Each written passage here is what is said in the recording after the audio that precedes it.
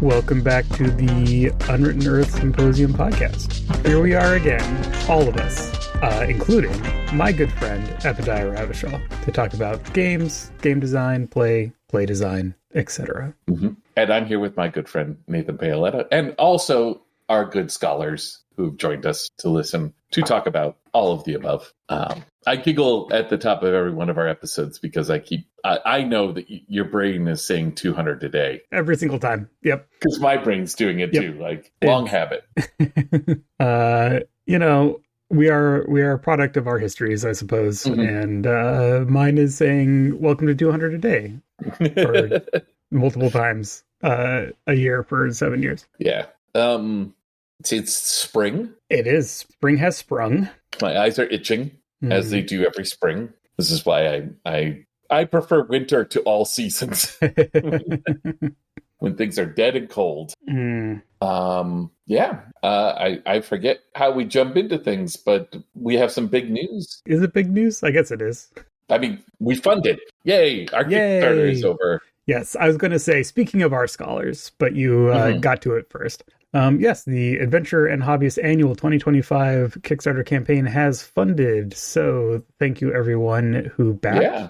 If you did not back or didn't have the chance or had it open in a tab and forgot about it, all things that I do all the time, we are accepting late pledges. So if you want to get the digital or pledge for the physical book once it exists, and the poster as well, you can still do that. But so for us, what that means is we are now in the 2-week lull between when we get to have the excitement of saying, yay, we did the thing, it has funded, and we can actually do things because we have money.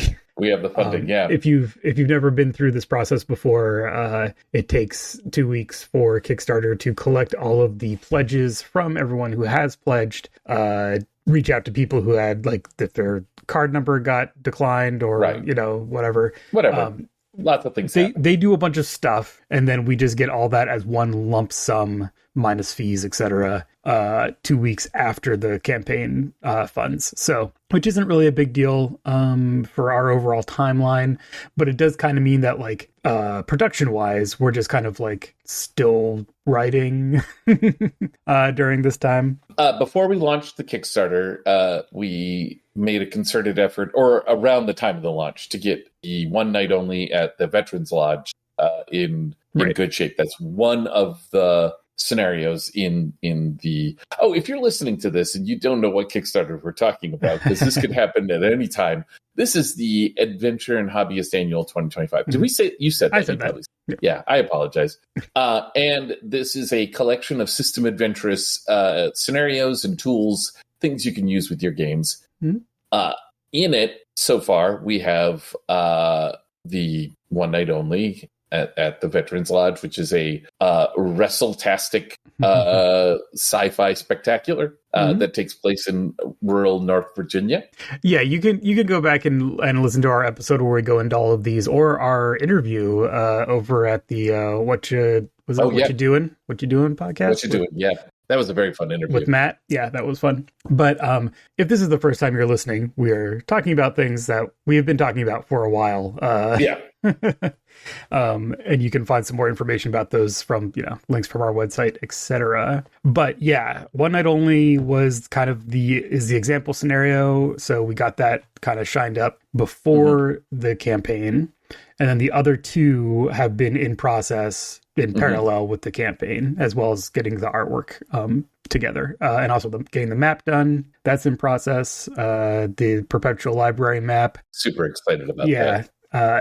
I think it's coming together. Tony's been doing some color tests. I saw one of those look pretty good. Whenever he's happy with it, we will have a map. Is pretty much where we're at with that, which is great because part of working with him, Tony Dowler is the artist doing the map, also a game designer, and his sensibility is really fun, and he comes up with the kinds of things that I never would have come up with as like art direction. So that's one of the fun things about working with him is he'll send us stuff and he'll be like, oh, look at all that cool stuff. there is a category of art in my brain. I'm going to say an epi category, not something that anyone else has to categorize them, which is the kind of art that I like to sit and like go through and find the little details. This art obviously is art, so it's done by human hands. Just want to be very clear about that. A mutual friend of ours, Shel Khan, has done like maps as like I guess maps as floor mats, as like a play mat, like a carpet material printed play mat. Yeah, but I have like the Wizard Tower one, which is like a cutaway and a bunch of wizards in it. I like Sergio Aragonés, the guy who does Gru. Like you could just sit on any Gru page and go through all the little characters in the background. There's always like jokes and things happening that's like for you to sit and look for. And again, same with this map. Like I feel like it rewards you for staring at it. I love that. Yeah, so that is in progress. A good chunk of the art's already done. We are getting the artwork that's for the Escrow of the Damned. It still needs to be done, so that's the last outstanding piece there. But again, we're also still writing, so this is all on track with our plan. There was 2 delays there. One, it was a little bit of a nail biter. We wanted to make sure we got the funding through, right?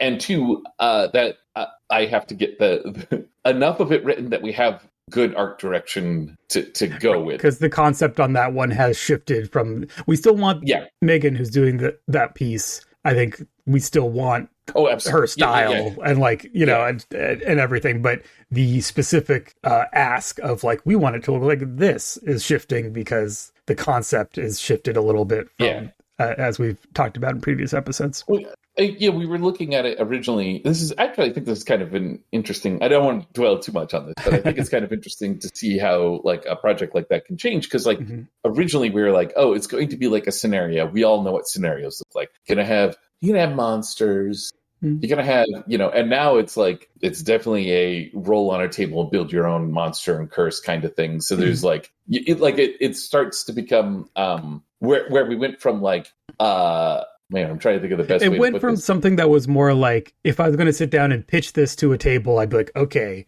you're a group of curious kids who are swept up in this weird new subdivision and you need to find out what's going on. It's Scooby-Doo meets Stranger Things, or like, you know, whatever, something like that. You know, one of the approaches, right, would be that. And that was kind of the general direction of like, here's kind of what we want the header to reflect. And I think that pitch is no longer, I mean, you can play it that way, but you'd pitch the whole thing a little differently. Yeah, that is one path through the generator, right? Yeah, like that is like, and so it's like a little wider. So it's neat. I'm enjoying writing the bits that I'm writing for that one. It's more of it has more of a tool feel. It's a little more designy. Yeah. Like, I mean, I don't want to get into like prescribing like things, but like One Night Only is an adventure. These are the events.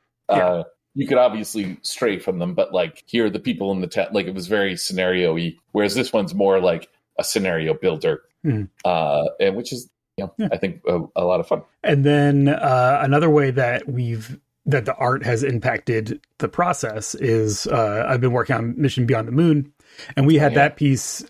Drew, who did that one, banged that out like immediately. Like, shout outs to Drew Shields for the amazing turnaround and just great work overall. And that was, again, fairly straightforward in terms of concept. Like, there's astronauts, you're hunting dinosaurs, you know? Yeah. We think you can do something cool with that. And he did. Yeah. But the way that he drew the dinosaurs has directly impacted my mental image of the scenario. There's the astronauts who are, one of them has like some kind of like, you know, pistol kind of contraption, and then everyone else has atlatls, which is just a great touch.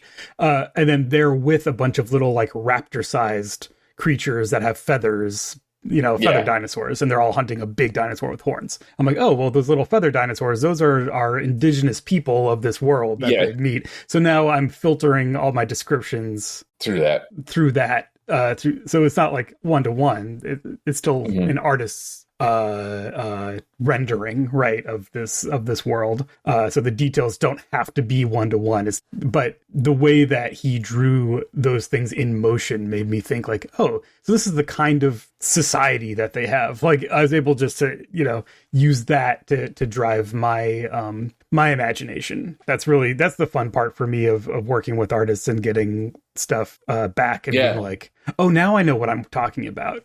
Yeah. I mean, like a similar thing happened with Mary's art and the One Night Only, because it just I'm really enjoying this process. Like this is different to the process that I've had in the past with art in general. Like the most of my projects, either I've done the art or grabbed it from like some public domain kind of thing, or like the project, my part of the project was done, and then we contacted artists to make it happen. I like this feedback loop that we got going here. This is looking forward to finishing this, getting this out there, and then thinking about the next one. Right. Which is always the problem. But yeah, so that's kind of our state of the project. Creatively, we continue to get the content written. Everything's on track artwork wise in terms of getting that stuff. So we're waiting for the money. And so once we have the money, we can finish paying for art and we can move on to nailing down production stuff. Etc. So yeah, it's pretty unlike, like, other than just general rising costs of everything. We shouldn't really be impacted because we're not importing anything for this. Like, it's going to be all domestic. Like, it's going to be one outcome of the Kickstarter was that the number of copies we have to provide is not particularly large, as it turns out. So, and this is part of the model for this was kind of just like gauge, like, where is this at? What do we need to provide? This isn't. This doesn't need to sustain the whole company for years. This is. From the nuts and bolts end, what it means is we can afford to have higher unit cost in order not to have a bunch of extra units that then we have to warehouse and figure out how to get them out of our hands, sooner rather than later in order to make up what it costs to print them. Like, we can spend more per book, but only print as like do more of a true print on demand thing. Whereas like we only need to print as many as we need at the expense of they will cost more than they would if we did a big print run. But we don't want a big print run because we don't know what the fate of those extra units would be. So we're being conservative with that. And that alone. That's the only thing we're being conservative with. So that pencils out to spending the money we have on getting good books for the people who pledge for them. And then, using anything else, we'll re-roll that into the next thing that we're doing. But so that's kind of some production stuff. But in case you're not here for production stuff, maybe we should go to our homework.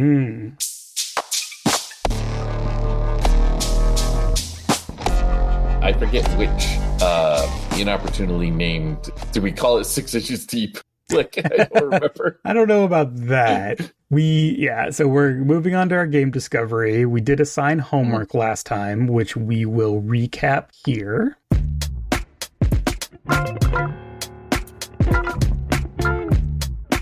I know. Okay. This is purely random thing. Sure, let's do it. But pick a shelf, put a ruler down, and count out 6 inches. And that's the game. Okay. Going across the spines or however they're organized on your shelf.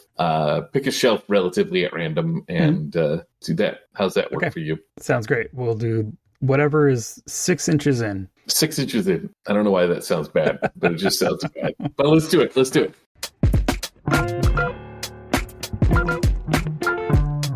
And we're back. I don't know if 6 inches deep is necessarily the best way to do it, but in the show notes I just said 6 inches of homework, which 6 inch homework.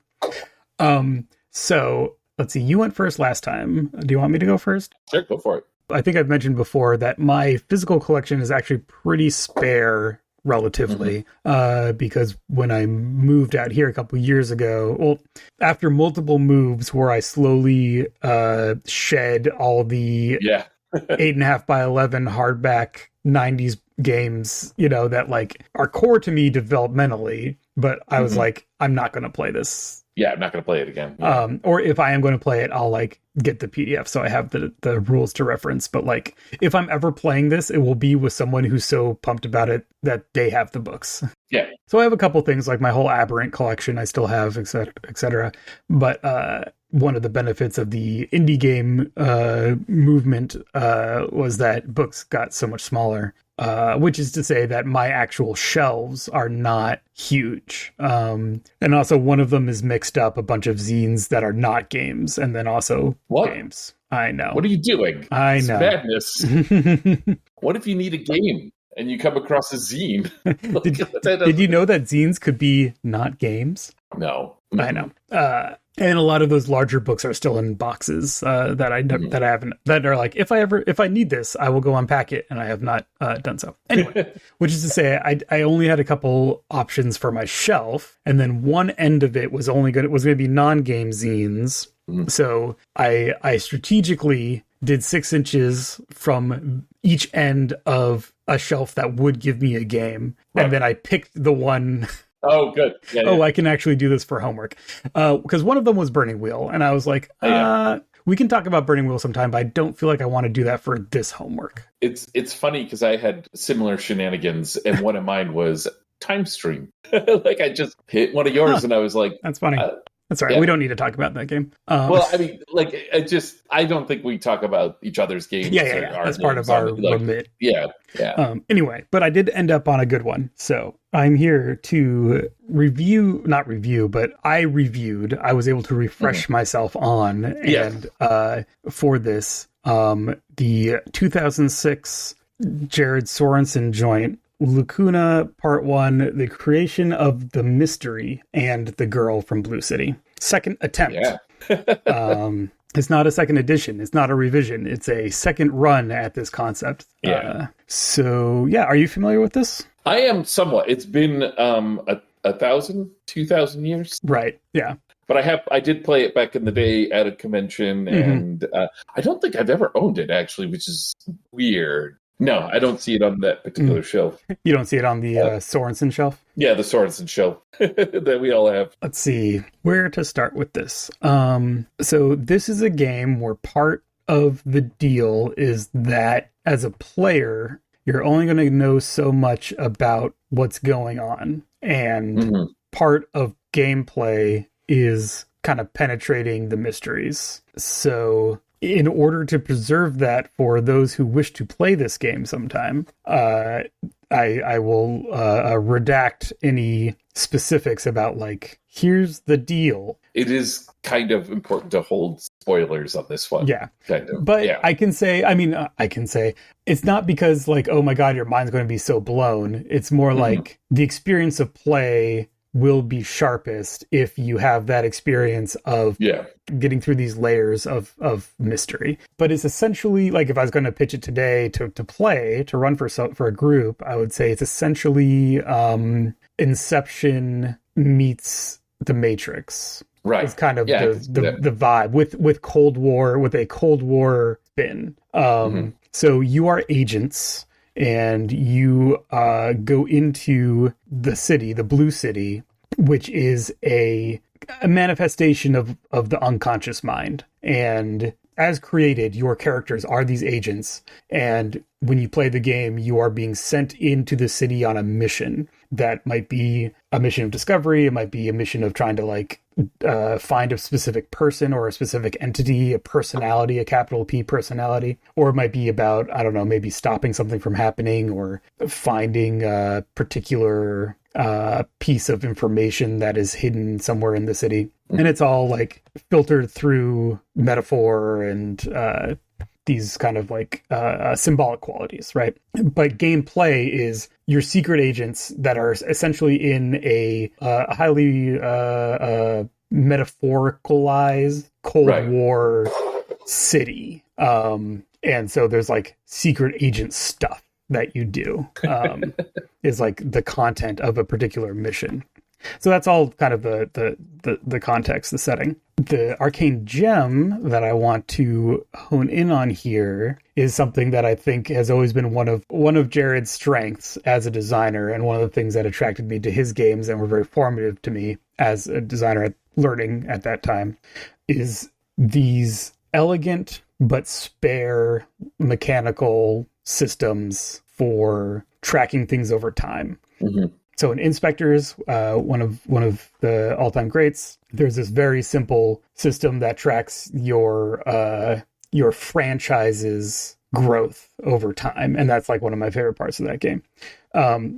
In Lacuna, I think this will tickle the epi brain. You can tell me what you think. How resolution works. You basically have attributes and then like specific like skills that the attributes that live in the attributes. And those give you dice. And then when you're doing a thing, you're rolling the dice that you have in that attribute, and you're trying to get an 11 or better. 2d6. You might be rolling 2, 3, or 4, depending on your base stat. And then there's things to give you bonuses and stuff. However, you also have this thing, I'm just flipping because I want to make sure I'm quoting it correctly. You also have a heart rate. So in the fiction, as an agent, you are unconscious on a slab in a medical facility, your physical body. And then the game you're playing is your consciousness that's been dropped into the Blue City. And that's the secret agent like character, right? So the heart rate is a measure of the general like stress that's going on, right? And is reflecting the heart rate of your physical body. So you start with a resting heart rate. You have a target heart rate, which is derived from your character's age, which is either the player's age or you roll on a chart to develop an age, between 21 and 60 retirement. If you're still an agent at 60, you're retired. Right. It was a simpler time. Well, there's a character in the agency who's 65, and that's like a big deal. Anyway, you start the mission at your resting heart rate. When you get to your target heart rate, you're now in peak efficiency. And so that's when you can use all of your dice. I think it's implied that before then you can't use all of your dice. There's a specific thing at the beginning that's like, there's a lot of stuff that's not in these rules, and that's on purpose. So that's actually a question that I would make a call on if I was, running this game. I would probably say that you always roll 2, and then once you get to your target heart rate, if you have an attribute of a 3 or a 4, then you can roll your 3rd and 4th dice, probably something like that. And then you have a maximum heart rate. If you hit your maximum, that can result in injury or death for your character. Whenever you make a roll, you add the sum of your roll to your heart rate. Okay. And you're trying to hit 11s, right? Yeah. But you can still fail a roll, but it'll still increase your heart rate, right? Like if you roll 10, that's kind of the worst. Right. Yeah. Well, maybe not because you want to get from your resting to your target. You have to get to your optimum. Yeah. Yeah. And then and that's a range. And then once you get out of that, once you get to your maximum, that's when there's going to be more negative. Yeah. Things can break bad. There are a couple ways to lower heart rate. One's fictional, like if you have like a span of time where you're not under stress. And then there's also some mechanical stuff you can do, like if you have a specific power that can reduce it. So there's that like very, elegant, you're doing stuff, it's going to raise your heart rate. At a certain point, you need to start really paying attention to your heart rate, because what if you go past your optimum and now you're in your maximum zone. But why does that matter? Why do you not want to be hitting your max? Because when you fail an action that is deemed risky, that starts reducing your attributes. Once you are impaired, either you can be requested to get ejected, like control can be like, you have to get out. Right, yeah. Or if it drops to 0, you have to make an emergency ejection, basically. Yeah. And then those have consequences for your characters. That's injury and death. Yeah, like long-term. Yeah. Why do you not want to be at your maximum heart rate or above? So it doesn't stop. It keeps going. Mm-hmm. There's just the maximum is like, now you're in the red zone, basically. Everything you do after you hit your maximum heart rate is risky. So that's the cycle. So before that, the GM can be like, okay, you're doing this rooftop chase and there's this huge gap and there's, a street festival underneath, and there's all these like the umbrellas and stuff. This is risky because if you fall on those, it's going to be real bad for you. Right. Once you hit your maximum heart rate, it's like, oh, you want to talk to the pretty girl at the bar? That's risky. Right. Like everything you do. That's good. Yeah. So it's this escalation. It has a little bit of a push your luck aspect, right? It's like, well, if I failed the roll, is that okay with me? Because that means I'm only raising my heart rate a little bit. Like, you probably don't want to do that early in the game, but later in the game, that might matter. Mm-hmm. And then there's a couple of things like if you have equipment that helps, that is a die you can add to your roll, but that does not add to your heart rate, right? So there's like... Oh, interesting. Yeah. So there's a little bit of tactical maneuvering you can do with like what you have available to you from your stats and your special abilities and your gear. So that loop, first of all, it's like fun, like that, like going through that process. Like it gives you all these like little decisions to make as a player that can be big character decisions too. Like, this is worth it to me, right? That kind of stuff. There's a fun pressure luck kind of thing built into it that is quite nice. Yeah. The other thing that it does is, well, so there's like a specific thing and then kind of a conceptual thing. So the specific thing is that it makes it so that your missions get crazy towards the end, right? Like the stakes rise, not necessarily because of the fiction, but because of like what each decision means for your character. Almost without it needing to be created plot wise. Like, the pressure cooker is like almost internal to the group, like to each character and then to the group, which is really cool. And then the other thing, so this is, I'm now revealing a little bit of what agents don't need to know, but like, that's fine. Because you would start learning this as you played. So in parallel with the heart rate mechanic is static. Static represents the friction between you and control, essentially. Mm-hmm. How much interference is there between what the company wants you to be doing and what are you doing now? And that's a team level stat. So again, it's kind of like franchise dice and inspectors. Shared, it's shared for your whole group. You start at 0. When you fail your first roll, it increases static. If you use a special power, they're called techniques. If you use one of your techniques, that increases static, which is fun because it's like you learn techniques from your mentor, but then using them is going to start separating you from control. Like, that's a fun little thing. If you're insubordinate, that adds static. And then there's a couple other things. But every time static increases, that triggers an event. And there's lists of like general events that are appropriate for low, medium, high static. But you can also use static as thresholds for plot events in your story. Oh, nice. Yeah. So like, if I'm going to bring this to a convention, right, or if I'm going to do a one shot, I would probably build out something with a little list of static so that gives me those beats to hit as we play. And so it could be, contact with a specific personality. It happens at static 1 or 2 or 3.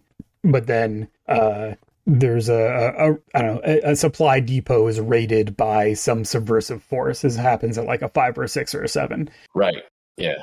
So as control, I set those thresholds, and then when those levels are hit, great. So and then there's some rules about getting permanent static and how it fluctuates between missions. But yeah, so the heart rate thing is, player facing, creates this arc of getting to higher and higher stakes stuff, and that also is going to start giving you more reasons to choose to let a failed roll stand, right? Like, as you get closer to your maximum, you might want to let those failed rolls stand so that you don't get a higher number to push you, even higher. Failed rolls will then add to static for your team, right? So that's nice. It's a good interplay. Yeah, and then what all of this does, take something that could be very conceptual and difficult to create an actual story out of, or an actual game out of. Like, you're in this metaphorical city and all this, anything can happen. It's all representations of the real world, but through this lens. But you're spies, and there's like stuff, like you do spy stuff, and like these mechanics, I think, make that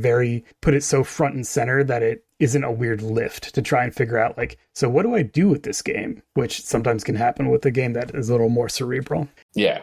that was a lot of talking, but no, that's good stuff. Now that you've explained it, I actually don't know if I've ever played. I don't have like a nice clean memory of, well, just in general, I don't have a nice clean memory, but also I don't have a nice clean memory of like at a table with it. Yeah, it's very up my alley. I have a Lacuna story, not from playing it, but I'm going to save that for plus expenses. Oh, that's good. Hold on just one moment. I'm recording here in the attic, and we have that crawl space, and they have those doors on it that are held on by magnets. One of those doors just fell open while you were talking. I'm used to noises, but it was a noise right in the room that I'm in, and I'm in the house alone. So I got up to see what it was, fixed it, and then I heard another noise because I haven't got home, and I didn't know. So it was just like this moment of like, is there someone in my house? There wasn't a spider creature in there, as far as we know. We're good. Okay. As far as... God. Yeah, sorry about the interruption. We're back. So that's Lacuna Part 1, the creation of the mystery and the girl from Blue City. And the arcane gem specifically is... I mean, it's fine if it's the interplay. It's kind of the interplay things. of all those things. I mean, that's the strength of like Jared's design, and the stuff that I try to emulate with mine is like the interplay of all those things. But I think there's something about having that like push your luck mechanism that's at the heart of the mechanic. So to finally parse it, it's not push your luck for success. I mean, I guess it is, but the drawback, the failure mode of pushing your luck isn't that you don't get what you're going for, because you probably will. If you roll 2 dice, you get like a 6 or a 7. Like, well, if you get a 6, that's pretty rough. If you roll 2 dice and you get like an 8, and then you roll another one and you get a 12, and it's like, that's not out of the realm, right? Like that's pretty, like you pushed your luck and now you've gotten the thing, but you're adding 12 to your heart rate instead of 8. That could be significant. So the having two different reasons to make the decision. One of the reason is, do I want to succeed on this roll or not? And the other is, do I want to add to this number or not? And sometimes those are going to be aligned. Like, I want to do it and I want the number. And sometimes they're going to be opposed. I want to do it, but I don't want the number. And that going from one state to the other is what raises, I keep saying that raises the stakes. It like makes it feel like things are happening, right? Yeah. And I think that's really great. So yeah, having that dynamic interplay, I guess I should say, is really the little keep that in your back pocket for something, little piece that I think is could be pulled out and used for like lots of different things. Yeah, good stuff. So, yeah, there you go. So yeah, good pull. This was definitely one where I'm like, I certainly have talked about this game. I have my one experience that I'll talk about on Plus Expenses. And I'm not sure if I've sat down and read through the actual, like, here's how all the things work in like 20 years. So yeah, nice to revisit. Yeah. I'm really enjoying that aspect of this. The homework was great for introducing us to things that we have purchased and never visited in the first place, and like through bundles or whatever, and for reintroducing us to old favorites and things that we've carried with us through very several moves. So many moves. Well, it is the page numbers start to get weird. It's like a 50-page book, small format. Like it's not a burden. All right. What was on your shelf? Mine's a burden. I think when we did this, we accidentally biased bigger games, obviously. Because they're wider. Yeah, physically. And when I did it, I rolled for what shelf to start with, and then went in 6 inches. And like I said, I originally came across one of your games, and then I came across one of M's games, both of which are off the table. And then I hit not this particular book, but close enough to this book that I went with it. Yeah. I hit a supplement to this book, and I thought, I'm gonna start with the core book. So this is Castle Falkenstein. Oh, okay. From '94. Yeah. Mike Pondsmith, the goat. Art historian, gave us the cyberpunks and whatnot. This is a good homework for Hall of Fame designers in my personal pantheon. We got Jared, and we got Pondsmith. You Yeah, know which yeah. one of them I know personally by how I say their names. The subtitle is High Adventure in the Steam Age. I think I like I said, this came out in '94. I'm pretty sure this predates the term steampunk. But it definitely is one of those precursors of the steampunk field. Now, I say that I want to make sure that people understand that it is a Victorian fantasy science fiction adventure-y thing. But when I say that, I want to clarify, because I think nowadays people are going to go steampunk in their brains. And I'm not saying that that's wrong, but some of those aesthetic qualities are not what this game like is mindfully trying to produce. Yeah, so it's Victorian, and I think a lot of times when people think Victorian, that there's a very specific 4 years of time that they think of, right? Like they're like Jack the Ripper, Sherlock Holmes, Queen Victoria reigned for quite some time. I'm not gonna. You can look it up. You have the same access to Wikipedia that I do. You, the scholars, not this is more Prisoner of Zenda, which, if you've ever read that or seen the movie, it's a swashbuckling adventure. Lots of sword play involved, which I don't think a lot of people attribute to Victorian era. There's obviously everything else. They got little steam engine toys and there's so many supplements to this, some of which dig deep into the clockwork mechanical stuff. In this game, you can play human Victorian adventures, human steam age adventures, I should say. You can play dwarves, dragons, and a whole bunch of fairy. It definitely kind of pulls in the fantasy elements as well. I loved it. It came out in my college days, let's say, my early college days. And we played it. The book itself, presentation is really quite neat. It's like you were saying, the 8.5 by 11, maybe even a little bigger than that. It's got these full color pages in the beginning. Half the book is this glossy full cover where I'm dropping notes that I had in it. Note cards from decades ago that I wrote. Oh, you want to keep those? Yeah. Yeah.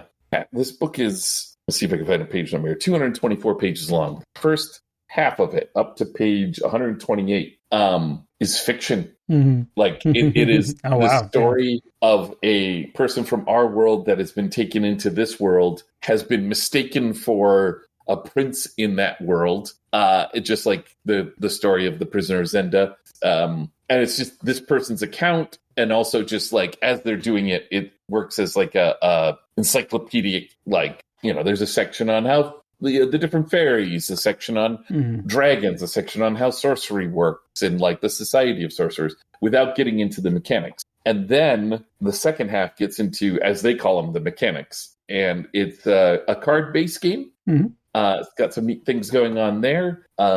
You create characters. There's a list of abilities that are things like athletics, comeliness, performance, tinkering, physique, sorcery, that kind of thing. You pick one that you're great in, you pick 4 that you're good in, and everything else you're average in. And then you pick one that you're poor in, and everything else you're average in. One of the fun things about it is that they're when you go to pick a poor one, it has to be from this list, but otherwise you don't have to stick to this list. You can make up something. That's fine. Which is, I think we're all used to that now, but I 94. Give them some credit there. I think my players back then were terrified of it, and so we never did that. We never went off list. Each ability has a suit. The way you play the game is these sort of descriptors of whether you're poor, average, good, great, extraordinary. I'm trying to remember what the actual list is. I don't have it off the top of my head. I apologize. It's been a while. Anyways, these represent a number. You get a hand of 4 cards. If you play a card that's in suit, it's the face value of the card, with jacks being 11, queens 12, kings 13, aces 14, jokers 15 of any suit you want. If it's on suit, you get the face value. If it's off suit, you get 1. And you just kind of compare your ability plus the cards you played against the difficulty of what you're doing.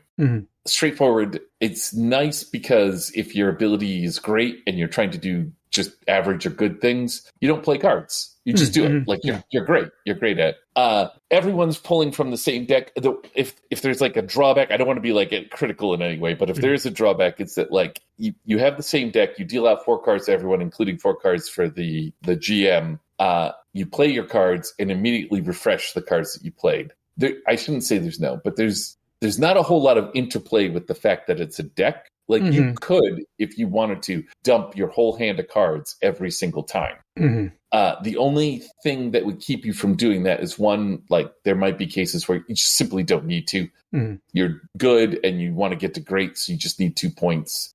So that's fine. Or if you happen to have like a nice face card of some suit, you don't want to dump that out for just a 1. Right. You want to kind of save that for when it's matching the thing you're doing so that you can like really blow it out of the water. Yeah. And there's some fun like fate kind of thing going on there where like if you get dealt the ace of hearts, you're like, oh, I'm waiting for a nice, interpersonal situation so that I can just drop this even though I'm poor in comeliness. So I'm a really ugly dude. It doesn't matter. Like, that kind of thing. Yeah. So that's fun. I think that's fun. I do like, I remember back in the day that being a bigger problem because I had a player who just dumped it every single time and he didn't care. He just was dumped it and said, whatever I get, because he was, I think, a little frustrated that we weren't rolling dice and that was it. That's that's not the game's fault. So it's got a very neat sorcery mechanic that's like you have an effect that you can do, your spells that are things that you can do, and then you build up the various parameters, the various variables, like how many people will it affect, how far away is the target, that kind of thing. And you get a number, and then on a different deck, a sorcery deck, every turn you're pulling over a new card, trying to get enough cards in the suit of the spell to trigger that number, like to total up to that number. But you can include cards that aren't in the suit of the spell. They're just worth 1 point. But because you're doing it you're only pulling 1 card per turn, there's like this, time pressure. Like you're not tossing fireballs every round, but you might have a fireball coming if you can get to like a face card. Yeah. Oh, that's interesting. And so sometimes you're just like, I'm going to dump everything that is into it. But the offsuits create harmonics, which are weird effects that happen because you're not using the right suit. And if at any point you pull a joker, it goes off and there's like wild things that happen. Yeah. You can play a dragon in the game, which is fun. Cool.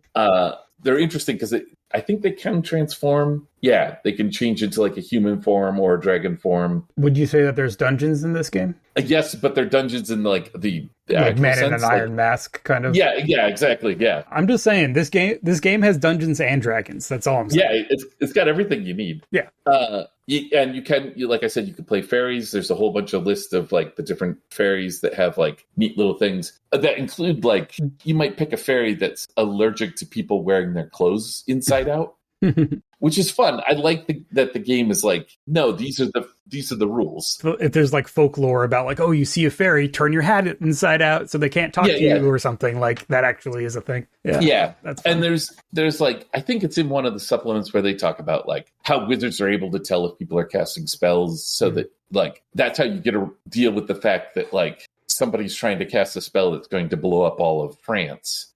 There's so many wizards in France that are like, oh, I'm not going to let that happen. Like I can feel it happening, so I'm not going to let it happen. Is the system for magic, is that just for magic or is that like used for other purposes? It's just for magic. And they also have like a dueling system. In my homework, I did not reread the dueling system for magic because I don't remember using it. They have a sword dueling mechanic, which is kind of fun, which is like, depending on how good you are, you get a set of cards where you play attacks and defenses. You play 2 cards at a time. Yeah. So you're like 2 attack or 1 defense, 1 attack or 2 defense. And then you get a certain number of rests that like the less skillful you are, the more rests you have to play in a certain round. So it has this like, has this fun like dueling thing going on, but also favors the people that are more skilled. But all of that, it's a fun game. Many, many supplements. It's a world where like Sir Arthur Conan Doyle and Sherlock Holmes are characters. Yeah. It's a kind of a fun gonzo thing. I've had a lot of fun with it over the years. Here's a bit, though, that I hadn't noticed, I don't think ever. I probably noticed it at one point years ago, but this is my arcane gem. This is like a really hidden thing. Mm-hmm. So basically, in the advancement section, it has this part where it says, because the way you advance is like, you don't have a level that you advance. You just advance your abilities. Your abilities get a little better or whatever. And this section's like, what if the GM improvements? That's what they call it. What if the GM keeps track of all this and just doesn't tell you when you improve something, and you figure it out and play? Mm-hmm. You're like, I don't have enough cards I don't have the right cards to turn this good into a great, and then you succeed anyways because it's a great, and you're like, I'm getting better at this. Now, I don't know if this game pulls that off, because the difference between a good and great is 2 points, and you have a hand of 4 cards, and it's like how many times are you going to be like, I don't have it, and then the GM's like, well, if you play that card, you will. Yeah, exactly. But all of that aside, the idea of hidden advancement is really quite neat. Like, I think if you designed a game around that idea, like if you had enough in your whatever you're advancing, you have enough clues that you might be better at it than you realize, that would make for a really kind of neat thing. So that's what I'm pulling out as the arcane gem. Having pulled this game off the shelf and reread it, I'm like, I'm going to play this soon. I think I'm going to bring this back to the table and have like a nice Castle Falkenstein adventure. Because I do remember having a lot of fun with it back in the day. It just is kind of a nice hodgepodge of things. It has enough, here's like a little mechanical grist for the mill, but also it is perfectly fine if this guy plays a street urchin pickpocket and this guy plays a frickin' dragon. And it's fine if they hang out. Mechanically, it won't preclude one of them from having an effect on the story. There's no scale issue. Everyone kind of is on the same is operating the same kind of mechanical scale. Yeah, or if it's off the scale, it doesn't matter. I kind of contrast this in my head. The fact that D&D, as it sits, not to make this a complaint about D&D. Should I do this? I'll do this. I'll just say it. All right. The fact that D&D presumes that you're going to have encounters, and the encounters are presumably going to follow a certain kind of combat thing, means that if one player somehow manages to get their armor class up to this point, to then be a threat against that character, whatever you encounter needs to roll that high. Right. And that everyone left behind. Yeah. And then when you add that, there's a character that's doing that with AC, and there's a character that's doing that with HP, and there's a character that's doing that with, the damage that they're doing, DMG. Sorry, let's stick to the initials. Then you just end up with this, I have felt it in those style games where a character just gets precluded from doing anything.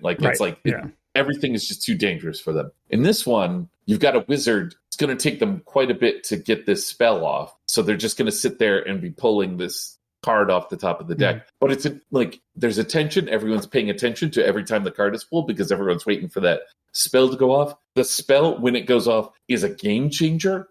Always, it's not it's going to just marginally make things better for people on the battlefield. It's going to have an effect, and the effect is going to change how everything is. And then everyone else is frantically running around protecting that wizard because if somebody gets a stray bullet at them, you're not going to get that, Yeah. So it has enough bits that have can make that happen. Sure. Anyways, cool. But like I said, Arcane Gem, this sort of hidden knowledge about the advancements, I think is kind of interesting. And also thematic to your homework. We have a hidden knowledge, and that's fun. We could talk about hidden knowledge for a minute. Yeah. Let's talk about hidden knowledge. But let's hide it behind a paywall and put it just on plus expense. No.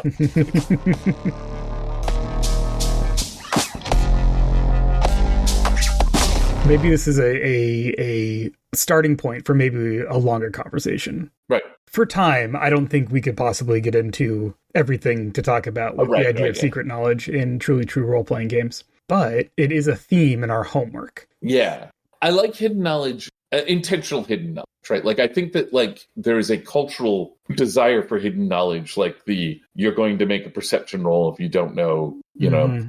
I like games that play with that sort of stuff, where they bring it out without like, oh, you failed your roll. Let me tell you what you should have noticed. And you didn't, because that's so juicy. Like, you failed your roll. You should have noticed that there was blood on the carpet, but you walked right past it. And like, oh no, what's going to happen? Right. Like, that's so much better. That's creating dramatic tension. Yeah. Yeah. But there are ways to make this hidden knowledge thing, like, it doesn't always have to be around a mystery.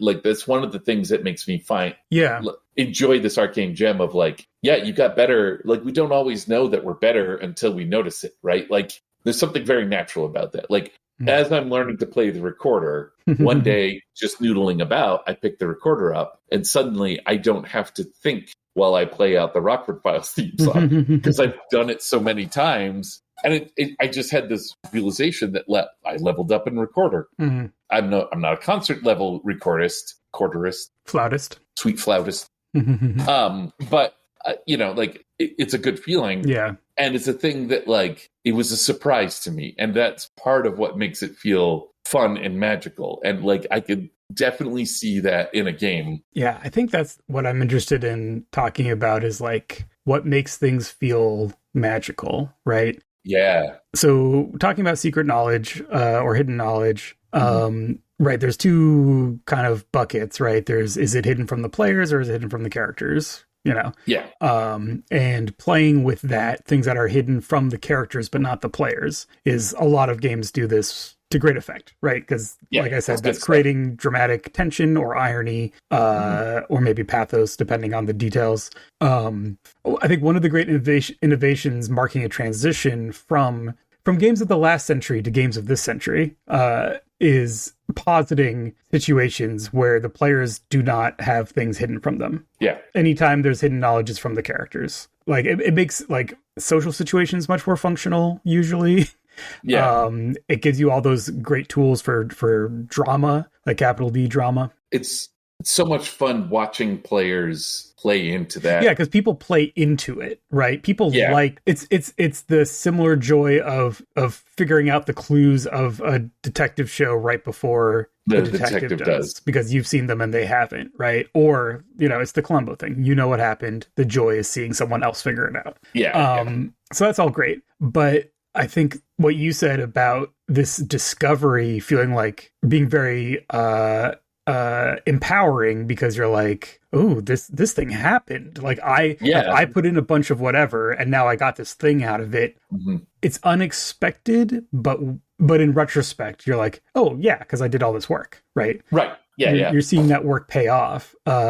Mechanizing that, you're like, oh, I got all my points in recorder and now I can spend them all to level up. That is progression, but it's not magical. One thing that gets used a lot, like Tunnels and Trolls did it, Burning Wheel does it, like this sort of like part of your leveling up involves this random roll. Yeah. In Tunnels and Trolls, I think you add any roll you make to your experience. So even failed rolls, you made the roll. Add it to your experience. Let's go. Let's, like that's in Burning Wheel, a certain number of successes and a certain number of failures are needed to advance. Right, you need both successes and failures in order to get more dice. Yeah. And so that hits that sort of random, like, I've leveled up. Like, it takes it out of the player's hands enough that it isn't just I'm spending. Yeah. I have accumulated the right amount. It's still player driven, but the moment that it happens is uncertain. And another like orthogonal way of doing this I've brought up in the past is like a lot of the Sanguine games that I enjoy. In the later years, they're like, hey, you have these gifts, which are powers or feats or whatever you want to call them. They call them gifts. When you do enough to level up, whatever that is, the GM hands you a gift. Like, the GM is picking it rather than you sitting there and deciding where you want to go. You can turn that in and you get like a certain number of points for it that you can then put towards the gift that you want. Right. And the GM is like empowered to do like these more localized temporary ones. Like, oh, here's a gift that's just the local mob thinks you're trustworthy. So now you get this bonus with the local mob. And then you're like, well, I'm going to hold on. And then occasionally the GM will hand you one. It's like, you accomplished this story element here, and I think you did it in a very tricksy way. Here's a nice deception gift, and you're like, that is not how I thought my character was going, but I might want to lean into that. Yeah. Like that's it's an interesting take on my character. Maybe I'll go there. You don't have to. Like, I love that it's like you could turn it in, and you do get like lesser value for it, but it's not at that point. The number that we're assigning to the value is not actually the value to use the player in the situation that you're in, right? Like you're like, oh, that's great. I love that the local mob likes us. We're moving to LA tomorrow, so I'm cashing this in. So anyways, there's like a lot of neat ways to kind of come at that, but this idea of like you don't know you've leveled up until you've leveled up is or until you've made a roll that you felt like you should have failed and you didn't. Oh, that like there's something about that that's very very kind of juicy to me. Yeah. There's something, I'm thinking, so Lacuna, right, is more on the mode of like, there are secrets, and as you play, they will be revealed to you. And there's a mechanical component where you gain clear, I didn't go into it, but like, as static starts to happen, that leads to, you also get these things called, I think, commendations. There's a mechanical thing that you get a commendation on certain rolls, and then you can spend commendations to do things like succeed on things or reduce static. As you gain and spend commendations, you end up getting higher clearances. So you go from, I think you have blue clearance at first. And because the clearance goes, white is highest, clearance is control. No one plays someone with white clearance. Green is a different branch of the company that you don't play. Blue is your starting characters. Deep blue is like you've been playing and now you are breaking through into whatever the next layer is. And then there's black clearance, and then there's wine clearance, and there is no wine clearance, but there's no wine clearance. Anyway, so as you go through these levels of clearance, there's a mechanical push and pull as to when those transitions happen, and then they kind of unlock a new space to play in. But it's still all gated through the GM. Like, the GM still is the one who is bringing you the secret. Right. Yeah. But that uncertainty is in Lacuna. That uncertainty is in the individual roles, in those in the push and pull of that of the heart rate stuff. Because it's not really level. I mean, when you're done with, like, the commendations kind of give you the ability to get more techniques, which are the special powers, etc. So it doesn't have leveling like level. It has, more trait based. You gain more stuff. Right. So I think this is a tradition of games that, like, I am strongly in, where it's like all that stuff is player facing, right? Like, I get these points and I can either spend them to get a new thing, or they unlock a thing and I get to pick. But, like, I kind of always know that, like, once I get to this threshold, then I will get a new thing, right? I wonder if there's something where you could make that more mysterious, in kind of a similar way to, like, because like Lacuna, you could very easily be like, I blew that roll, and then the control's like, no, you didn't. Roll another die, don't add it to your heart rate, right? Like that kind of stuff. It has a different valence there because it's still, what's going on? It's not like that, like, like, I did a thing. Well, I mean, I think that's actually kind of gets to a thing that I would like to see in this sort of thing, which is, I guess, the way that this differs from, say, like a person that's like, we played this game, but the GM makes all the rolls behind the screen, just tells us what happens. But like, you are informed of enough of the formula that you know something has happened, right? Like, if all the numbers are GM facing and none of them are player facing, then you're just trying to intuit how good you are, and you never really have an understanding of, like, where you sit with things, because you don't have enough input. Normal humans have a wider, richer range of input. It's playing I think it has different names, but, like, there's the card game. It's like a middle school, high school game where it's like, oh, let's play this card game, and then you do something that's like, oh, you lost that hand. Why? And you have to learn the rules by playing. Yeah. I forget what it has different names. But anyway, the point of that is you're kind of bullying people, right? You're like, haha, right. You don't know the rules. But then once you like learn the rules, now you can bully other people. And like, that's not exactly what we're talking. Like, that's not really what we want. And I actually think that's a very good example, because this is I think something that is a little endemic in game role-playing culture, right? Like we hide a lot of cultural rules in how games are played, and it can feel like that game, right? There's another one that doesn't even involve cards. It's just like I'm going to a picnic and I'm bringing blah blah blah, and then the next person says something that begins with the last letter of the word that you said, and you just kind of keep doing that. And every time somebody who doesn't know how the game's played, they have to like figure it out, right? Like the game is figuring it out. We do this a lot. I mean, we on the grand scale, like this is a common occurrence in like somebody who's never role played before sits in a group and they start to do something, and then they're like, well, I'm going to go off into this other room. And everyone in the group is like, tee-hee, they're making a foolish decision. And don't like that. Yeah. I don't dig that at all. That's no fun. Yeah. That's no fun. And like, I want to like draw a clear line between that and this, where it's like, this is the, like, everyone knows that there's hidden information. We all know that like something might happen, but it has this nice, the joy of watching a magic show, right, is being like, how did they do that? Like, you see the setup and you see the outcome, but that middle part is the sleight of hand, right? And it's like, so where do you put the sleight of hand in this kind of game? Yeah, to make that reaction of like, oh, cool, like, whoa, how did that come about? But yeah, having that sense that it is not. I think what's important. I think this is probably in the Castle Falkenstein stuff, where it's like the GM is just tracking the same things that normally the players would track. And then when those rules, when those thresholds are hit, then they mark like, oh, now you're good at, now you're great at that.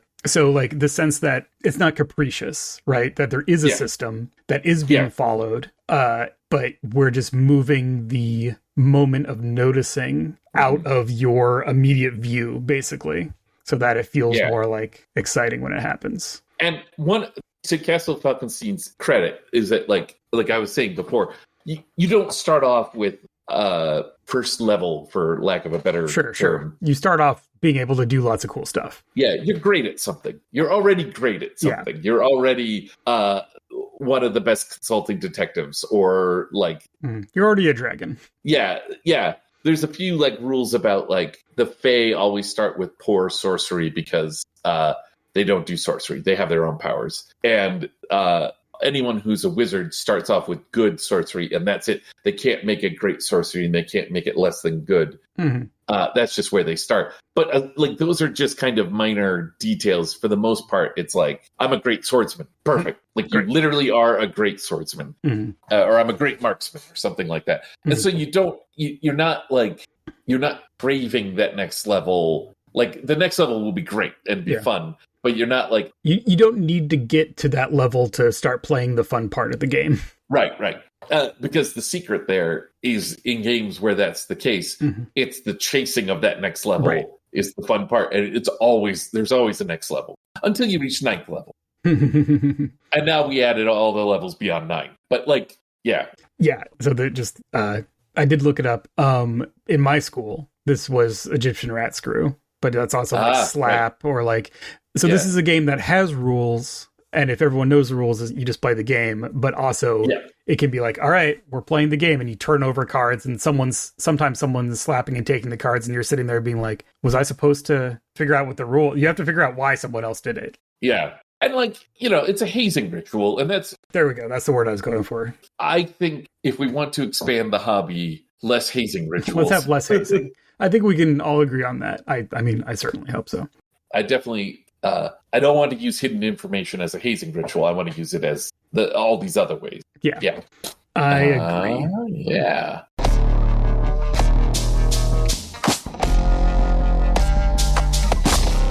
Well, as we mentioned, if you want to hear what we really think about this secret stuff, you can come listen to Plus Expenses, which is available to all of our Patreon members, which is over at patreon.com/unwrittenearths. All of our links to all of our other stuff is at unwrittenearths.com. You can still late pledge for the Adventurer and Hobbyist Annual 2025 at Kickstarter. That link is at our website in the show notes, and also just look it up on Kickstarter. I think that's all of our general news. Yeah. If you want to be notified when that drops and not pay money in advance and wait for it to actually exist, which I totally understand, you can sign up for our newsletter through the website, and that also will be an announcement when we do that. Or follow all of our stuff over at Blue Sky. We are there individually, but also as Unwritten Earths bluesky.social or whatever. Yeah, whatever it is. Search Unwritten. Yeah. Thanks again for listening. This podcast is by us, Go Us. Our music is by Will Yobst, will.com, and goodluckpress.co, and braintrust.rocks for all of your Will content. I feel like I'm forgetting something, but maybe it was just a hidden piece of information. Epi, given all of that, have we made a game yet? I'll never tell.